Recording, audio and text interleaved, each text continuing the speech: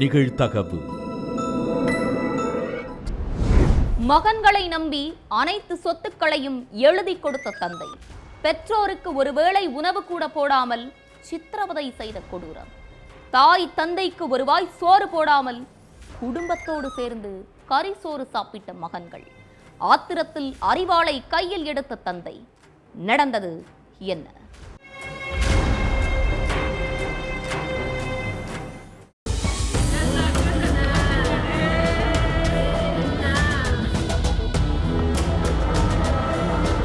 அதிகாலை நேரம் தெருவுல அவங்கவுங்க வீட்டு வாசல்ல பெண்கள் கோலம் போட்டுக்கிட்டு இருந்தாங்க. சிலர் வீடுகள்ல சுப்பிரபாதம் ஒலிச்சுக்கிட்டு இருந்துச்சு. இப்படி மங்களகரமா இருக்கிற ஏரியாவுல உள்ள அண்ணாதுரை வீட்டுல இருந்து ஐயோ ஐயோன்னு கதறுற சத்தம் பலமா கேட்டிருக்கு.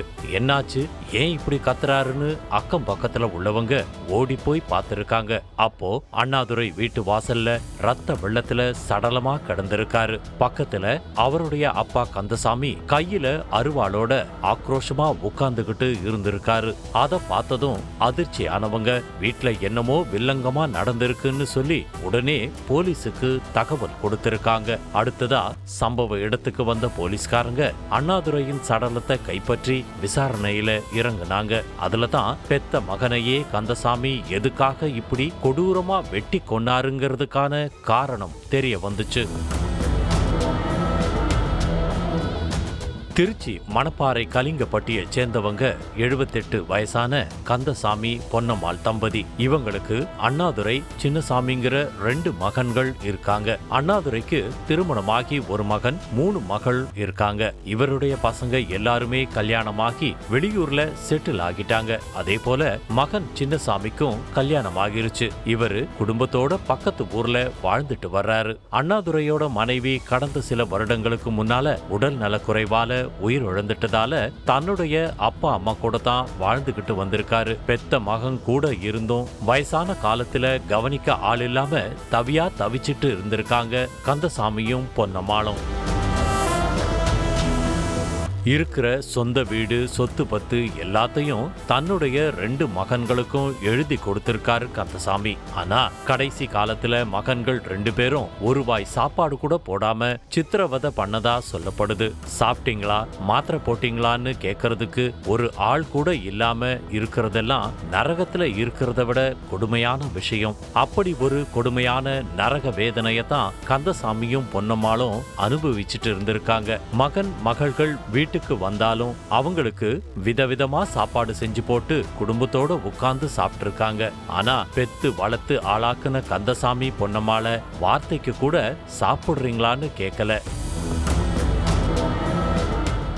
ஒரு வாரத்துக்கு முன்னாடி கோவில் திருவிழா நடந்திருக்கு. அப்போ மகன்கள் சின்னசாமி அண்ணாதுரை 2 பேரும் குடும்பத்தோட கோவிலுக்கு போயிட்டு வீட்டுக்கு வந்திருக்காங்க. அதுக்கு பிறகு ஆட்டுக்கறி வாங்கி சமைச்சு குடும்பத்தோட உட்கார்ந்து ஜாலியா பேசி சிரிச்சுக்கிட்டே சாப்பிட்டு இருக்காங்க. பொன்னம்மாள் தனக்கு என்ன ஆனாலும் பரவாயில்ல, மகன்கள் குடும்பத்தோட சந்தோஷமா இருக்கிறத பார்த்து நிம்மதியா இருந்திருக்காங்க. ஆனா இவ்வளவு சொத்து பத்தெல்லாம் இருந்தும் வயசான காலத்துல மனைவி ஒரு வாய் சாப்பாடு இல்லாம மனசுக்குள்ளாகவே அனுபவிக்கிற வேதனையை நினைச்சு கணவர் கந்தசாமி நொந்து போயிட்டாரு.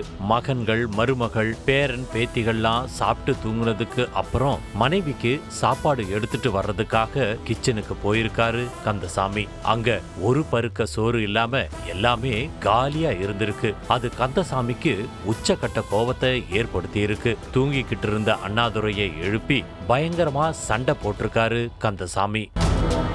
பெத்தவங்களுக்கு சாப்பாடு போடாம இப்படி இருக்கீங்களே, நீங்களாம் நல்லா இருப்பீங்களா அப்படின்னு கேட்டு சண்டை போட்டிருக்காரு. அதுக்கு மிச்சம் மீதி இருந்தா சாப்பிடுங்க, அப்படி இல்லைன்னா பட்டினியில தூங்குங்க, இந்த மாதிரி எழுப்பி சத்தம் போட்டீங்கன்னா தெருவுக்கு அனுப்பிடுவேன் அப்படின்னு அண்ணாதுரை சொன்னதா சொல்லப்படுது. மகன் அப்படி பேசினதும் மன உளைச்சலுக்கு ஆளான கந்தசாமி இந்த மாதிரி மகன் இருக்கிறதுக்கு இல்லாமையே இருக்கலாம் அப்படின்னு சம்பவத்தன்னைக்கு அதிகாலையில வீட்டு வாசல்ல கட்டில் போட்டு தூங்கிக்கிட்டு இருந்த மகனை அருவாளால கண்டன் துண்டமா வெட்டி கொன்னு இருக்காரு.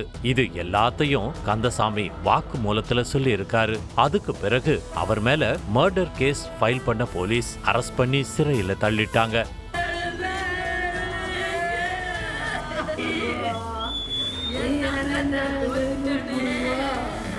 பெத்து வளர்த்து சோறூட்டி சீராட்டி தாலாட்டி கட்டி கொடுத்து அது பத்தாதுன்னு பேரம் பேத்திகளையும் கவனிச்சு தங்களுடைய வாழ்க்கையே பிள்ளைகளுக்காக அர்ப்பணிக்கிற பெத்தவங்களை கடைசி காலத்துல இப்படி ஒரு வாய் சோறு கூட போடாம தவிக்க விட்டதுதான் கந்தசாமிய இப்படி ஒரு கொடூரமான முடிவை எடுக்க வச்சிருக்கு.